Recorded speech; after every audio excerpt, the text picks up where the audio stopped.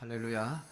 하나님의 은혜가 오늘 오후 시간에도 여러분 모두에게 임하기를 축복합니다. 베드로전서는 우리가 나그네 행인의 삶을 살고 있는 자다. 세상에서 우리의 정체성이 그렇다고 분명하게 못을 박아놓고 있습니다. 우리는 세상이 우리의 영원히 살 집이 아니라는 것, 그것을 항상 인식하고 앞으로 나아갈 수 있는 목표를 가진 삶이어야 합니다. 내가 어디를 가야 하는지 우리의 방향성이 뚜렷해야만 합니다. 어디로 가는지도 모른 채 오늘은 이쪽으로 갔다가 아닌가 봐요. 내일은 또 저쪽으로 갔다가 여기도 아니구나. 방황하는 인생이 아니라 우리가 나그네와 행인의 삶을 살지만은 우리가 가야 할 목표는 분명합니다. 하나님이 주시는 영원한 천국의 세계를 향해서 끊임없이 가야 하는 삶을 살고 있는 것입니다.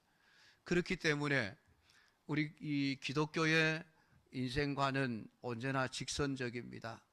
불교는 동그랗죠. 윤회죠. 윤회라는 말은 돌고 돈다는 이야기입니다. 그래서 원불교 같은 경우에는 아예 둥근 원을 그들의 표시로 삼고 있는 것을 봅니다. 그래서 그들은 한번 실수하는 인생을 살아도 또다시 살 수 있는 기회를 얻을 수 있는 사람들이라고 믿고 있습니다. 그런데 그 믿음은 헛된 것이죠.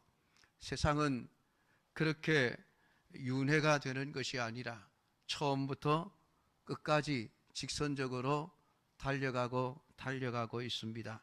그 마지막에 하나님의 심판이 있다. 성경은 우리에게 분명하게 말씀을 해주고 있으니 그 심판을 생각하면서 오늘의 내 인생을 어떻게 살아가야 할 것인가. 여러분, 그게 우리의 숙제예요. 오늘 내가 어떻게 살아야 하지? 그냥 내가 원하는 대로 사는 것이 아니라 항상 하나님의 마지막 심판이 기준이 되어서 그 심판에서 심판을 받지 않을 수 있는 길을 찾아가야 하는 것이 우리 신자들의 삶입니다. 여러분, 우리가 늘 하나님의 심판을 기억하고 살아야 합니다. 그래야 우리의 믿음을 지켜낼 수가 있는 것이지요. 근데 우리의 믿음이 그냥 쉽게 지켜지는 것은 아닙니다. 왜냐하면 우리로 하여금 믿음으로 살지 못하도록 하는 악한 영의 세력들이 계속해서 사역을 하고 있기 때문에 그렇습니다. 하나님도 일하시지만은 사단도 일하고 있다. 여러분, 그것을 꼭 명심하셔야 됩니다. 그래서 둘을 분별할 수 있어야 되죠. 하나님이 하시는 일인가? 사단이 하는 일인가? 이게 분별이 안 되면은 자꾸 헷갈리는 거예요. 사단이 하는 일을 하나님의 일로 알고 하나님의 하시는 일을 사단이 하는 일로 알고 엉뚱한 결과를 만들어내게 되는 경우들이 참 많이 있습니다. 그래서 우리가 늘 말씀을 묵상하고 또 묵상하면서 도대체 하나님이 어떤 방식으로 일하시는가, 사단은 어떤 방식으로 일하는가, 거기에 대해서 분명하게 알아야 합니다. 그러니까 우리가 일반적으로 생각하는 것과 전혀 다른 방식으로 일하시는 하나님을 우리는 성경 안에서 너무나도 많이 볼 수가 있습니다. 사단은 또한 뿔 달리고 시커멓고 아주 무서운 모습을 하고 사람들 앞에 나타나지를 않습니다. 그러면 다 사탄인 줄 알죠. 그래서 사단은 사람들을 속이죠. 양의 탈을 쓰고 사람들 앞에 등장합니다. 그래서 속기가 쉬운 거예요. 이게 양이구나. 근데 알고 보면 속은 일이 되죠. 그래서 우리가 정말 하나님의 말씀에 정말 분명한 기준을 잡아놓지 않으면은 이게 제대로 분별이 되지 않습니다. 그래서 넘어지게 되어지죠. 말세가 되면 더 심해질 수밖에 없습니다. 사단은 마지막 최후의 항전을 준비하고 있죠. 예수 믿는 사람들이라도 어쨌든 넘어지게 만들어야지. 이게 사단의 목표입니다. 우는 사자와 같이 두루다니며 삼킬 자를 찾나니 조심하라. 깨어 있어라. 성경은 우리에게 늘 말씀을 해주고 있습니다. 근데 이런 사단의 모든 역사들, 또 하나님의 하시는 모든 일들이 때로는 우리의 일반적인 상식의 기준을 뛰어넘는 경우들이 너무 많이 있습니다. 그 중에 하나가 시험입니다. 시험. 오늘 12절, 13절을 보면 사랑하는 자들아 너희를 연단하려고 오는 불시험을 이상한 일 당하는 것 같이 이상히 여기지 말고, 그 말은 시험 당하는 것이 하나님의 백성들, 그리스도인들에게는 일상적인 다반사라, 정상적인 사건이다, 그렇게 여겨야 한다는 겁니다. 신자에게 불시험은 절대로 이상한 일이 아닙니다.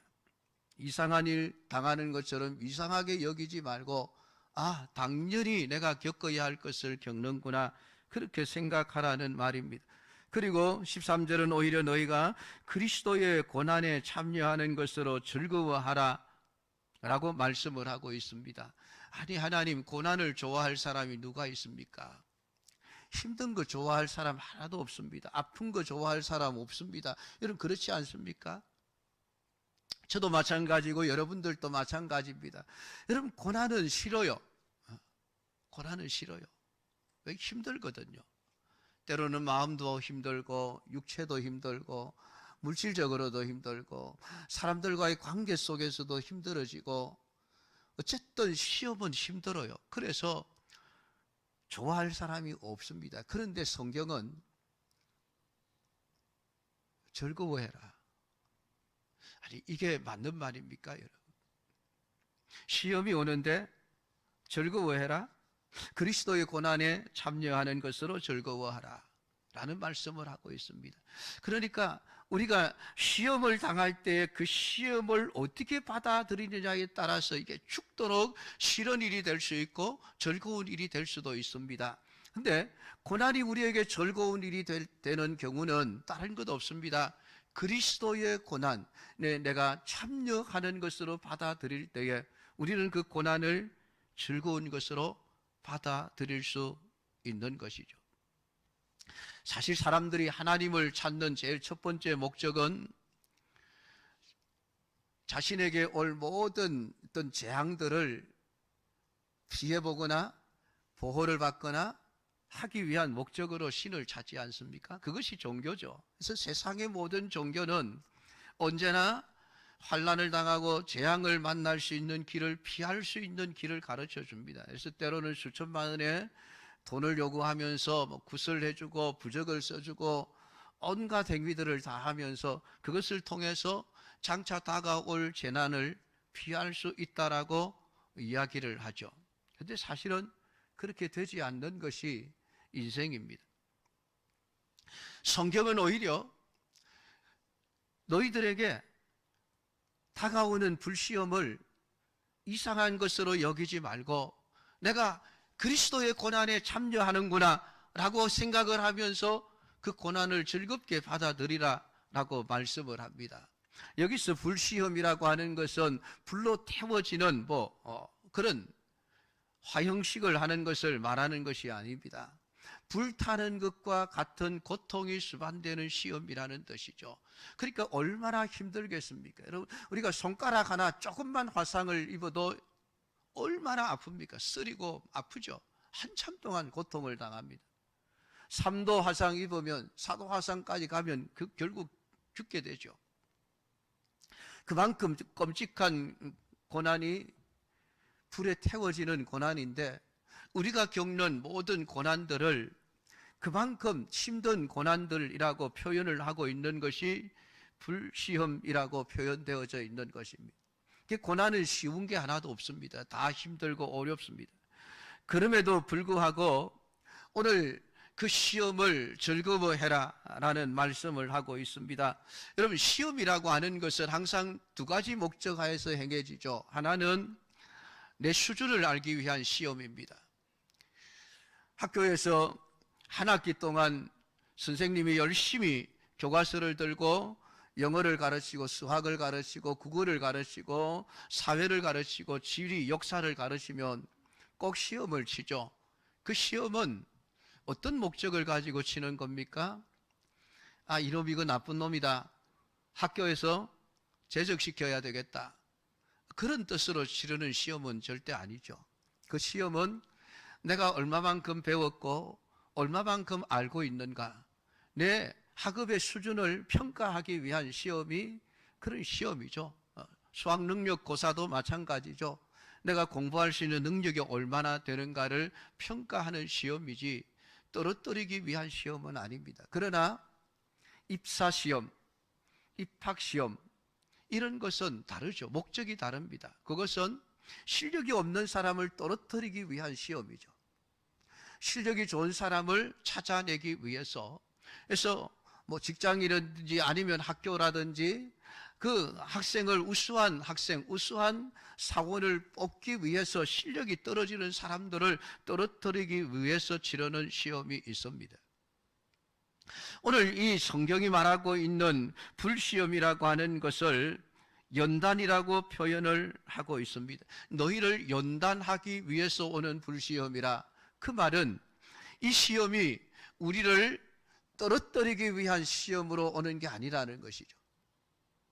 하나님이 우리가 하도 애를 먹이고 꼴도 보기 싫으니까 야, 너희들은 천국 안 왔으면 좋겠다, 그래서 그런 마음을 가지고 하나님이 우리에게 막 불과 같은 시험을 주어서 너희들 제발 떨어져라, 그런 마음으로 주시는 시험이 아니라는 거예요. 오늘 이런 수많은 그리스도인들이 겪는 시련들은 결국은 연단을 목적으로 하는 시험들이라고 하는 것이죠. 연단이라는 말은 우리가 잘 알고 있습니다. 무언가를 더 단단하게 만들기 위한 과정이 연단이죠. 더 완전하게 만들기 위한 과정입니다. 더 순수하게 만들기 위한 과정이죠. 그래서 금은 풀무불에 녹여서 모든 불순물을 제거합니다. 그래서 그 풀무불 속에 많이 들어가면 많이 들어갈수록 더 순금이 되어져 가는 것이죠. 오늘 성경이 말씀하고 있는 그리스도인들이 받는 시험들은 언제나 연단이다라고 하는 것을 기억하라고 우리에게 말씀을 해주고 있습니다. 그래서 오늘 이 시험을 가리켜서 그리스도의 고난에 참여하는 시험이라 그렇게 생각하라고 말씀을 합니다. 그리스도의 고난이 어떤 고난입니까? 그리스도의 고난은 예수님이 뭐 잘못을 지었고 죄를 지어서 받는 형벌로서의 고난이 아니죠. 예수님은 다른 사람들을 살리기 위해서 자기 스스로 그 고난의 풀무불 속으로 뛰어드신 분이 예수님이십니다. 그러니까 복음을 전하다가 받는 고난이라는 것이죠. 그러니까 성도가 받는 고난은 언제나 하나님이 우리 자신들을 더 유익하게 할 뿐만이 아니라 우리의 그 고난을 통해서 누군가 다른 사람들에게 유익을 얻게 하기 위한 하나의 과정으로서 하나님이 우리에게 고난을 주신다라고 그렇게 깨달으라는 것입니다. 그렇게 하면 즐거워할 수 있습니다. 아, 하나님이 나를 더 성숙한 신자로 만드시는구나. 아, 하나님이 나의 이 고난을 통해서 누군가 다른 사람을 살리려고 하시는구나. 여러분, 그렇게 생각하면 우리가 당하는 그 고난을 즐거워할 수 있게 되어지는 것입니다. 여러분, 신자만이 그럴 수 있습니다. 세상은 그럴 수가 없습니다. 그러니까 14절에 가면 너희가 그리스도의 이름으로 치욕을 당하면 복 있는 자로다. 오늘 그리스도의 이름으로 치욕을 당한다는 말은 예수님을 위해서 살다가 예수님의 이름 때문에 욕을 먹는 것을 이야기합니다.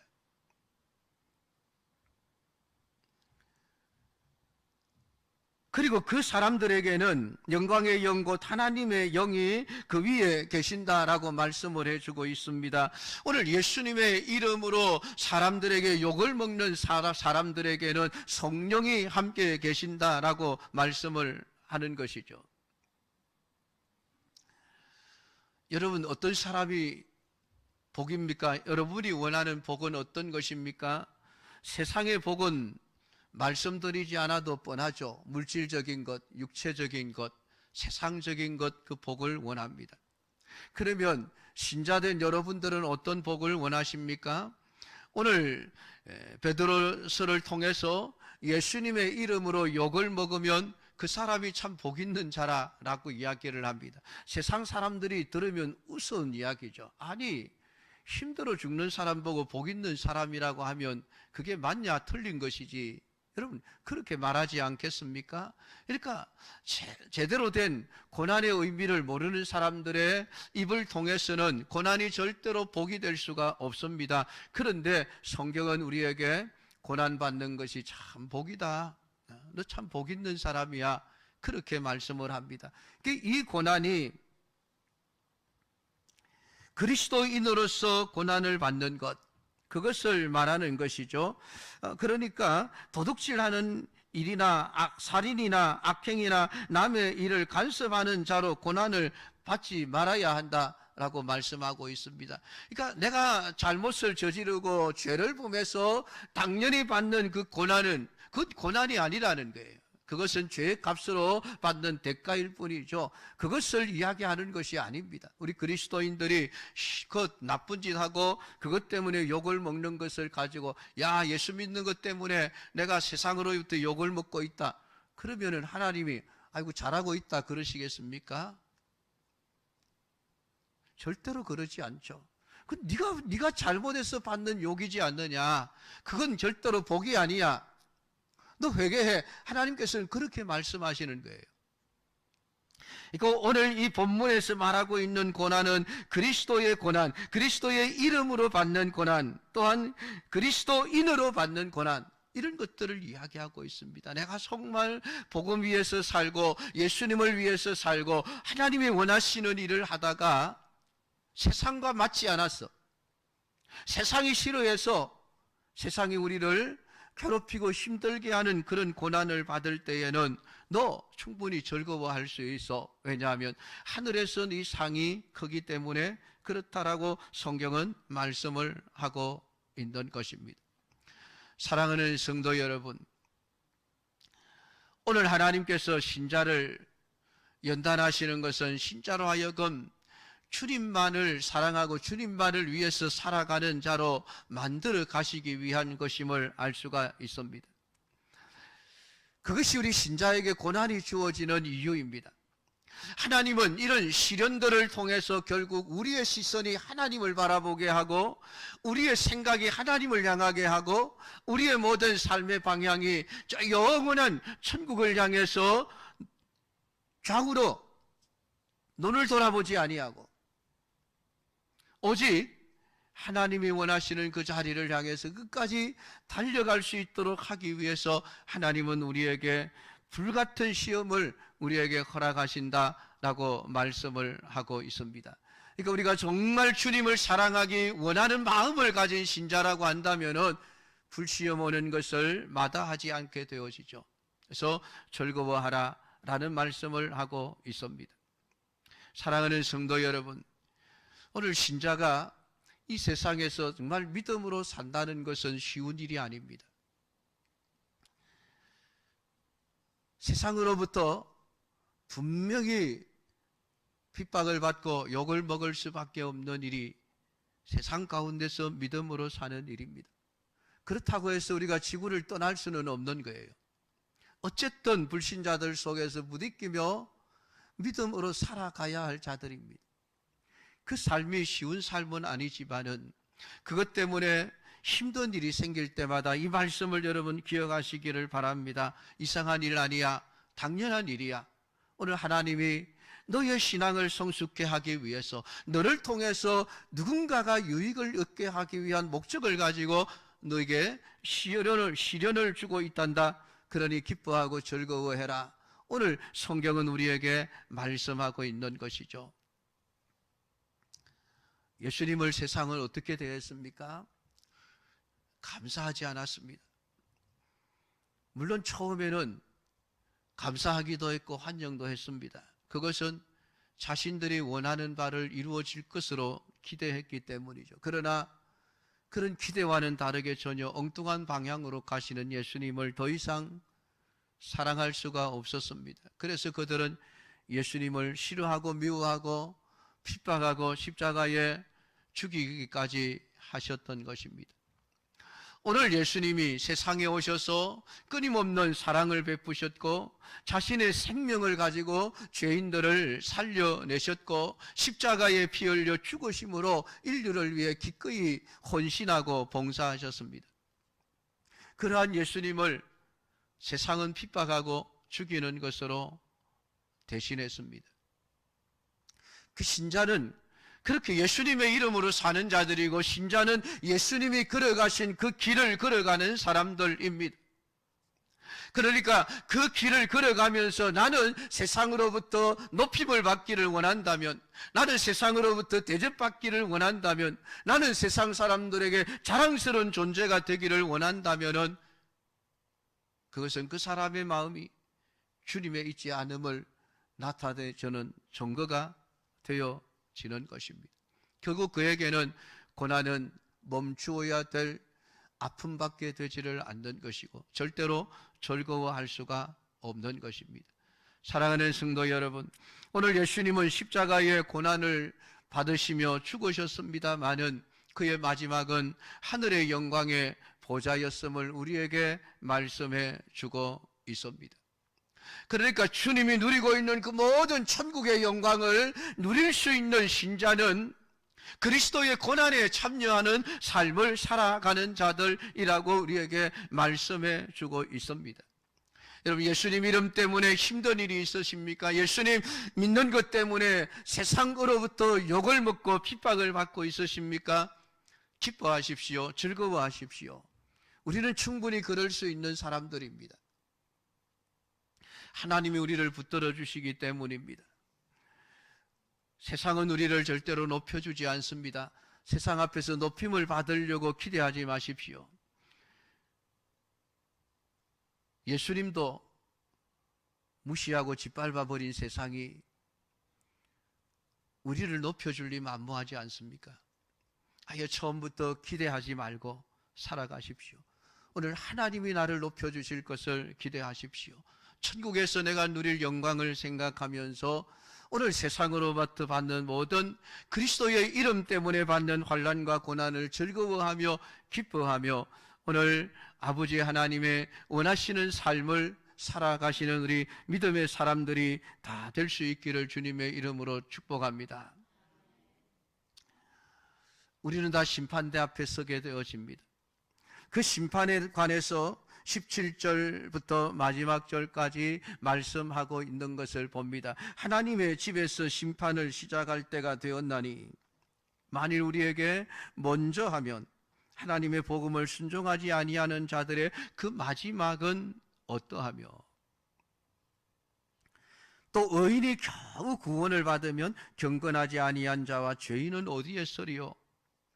여러분, 왜 심판이 세상부터가 아니라 하나님의 집에서부터 시작된다고 말씀을 합니까? 왜 교회에서부터 하나님의 심판이 시작됩니까? 교회 안에는 알곡이 있지만은 또한 가라지도 섞여 있습니다. 그 가라지를 마지막 심판 때까지 하나님이 내버려 두시고 있습니다. 마지막 추수 때가 되면 하나님은 그 가라지를 하나하나 뽑아내어서 아궁이 속에 던져 넣을 것이라고 말씀하십니다. 그 심판을 이야기하는 겁니다. 신자 속에 섞여 있는 신자 아닌 거짓 신자들을 하나하나 찾아내어서 형벌하시는 하나님의 그 심판이 교회 안에서부터 시작될 수밖에 없습니다. 그래서 하나님의 집에서 심판을 시작할 때가 되었나니 라고 말하고 있습니다. 임박한 심판을 이야기하고 있습니다. 지금 우리는 교회 안에 들어와 있는 자들입니다. 물론 우리 가운데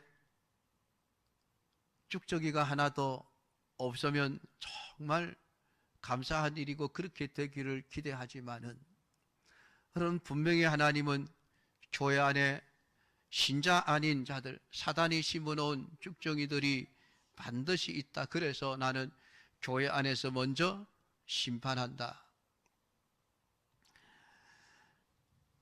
교회 안에서 쭉정이를 심판하시는 하나님이시라고 하면 교회 밖에 있는 쭉정이들을 심판하는 것이야 불을 보듯 뻔한 일 아니겠습니까? 그러니까 세상이 아무리 신자를 욕하고 조롱해도 그들은 하나님의 심판을 피할 수 없는 존재에 불과함을 알고, 여러분, 그들 앞에서 부끄러워할 필요가 없다는 것입니다. 예수 믿는 것 가지고 부끄러워하지 마십시오. 의인이 겨우 구원을 얻는다는 것은 신자를 구원의 영광에 들어가게 하시기 위해 하나님이 어떤 일을 하셨는가를 말씀하고 있습니다. 여러분, 들어갈 수 없는데 겨우 들어가게 되었다. 어떻게 해요? 예수님의 십자가의 죽으심으로만 들어갈 수 있다는 이야기입니다. 그것을 겨우 구원을 얻는다라는 의미로 말씀을 하고 있습니다. 그러니 여러분, 믿지 않는 불신자들은 전혀 구원을 얻을 수 없다라는 이야기를 하고 있는 것이죠. 그러니까 이 세상에 있는 동안에 하나님께서 구원받을 수 있는 기회를 주셨을 때에 받지 아니하면은 결국 마지막 때, 마지막 심판 때에는 그 어떤 하나님의 자비도 긍휼도 주어지지 않고 반드시 하나님의 뜻대로 심판이 이루어진다. 우리에게 말씀해 주고 있습니다. 그러므로 사랑하는 성도 여러분, 오늘 우리가 당하는 시험을 이상한 것으로 여기시지 말고 우리가 그리스도의 이름으로 그리스도를 위해서 그리스도의 고난에 참여하는 것으로 인하여 기뻐하고 즐거워하며 끝까지 우리 믿음의 길을 달려갈 수 있는 우리 모든 성도들이 다 될 수 있기를 주님의 이름으로 축복합니다. 기도하겠습니다.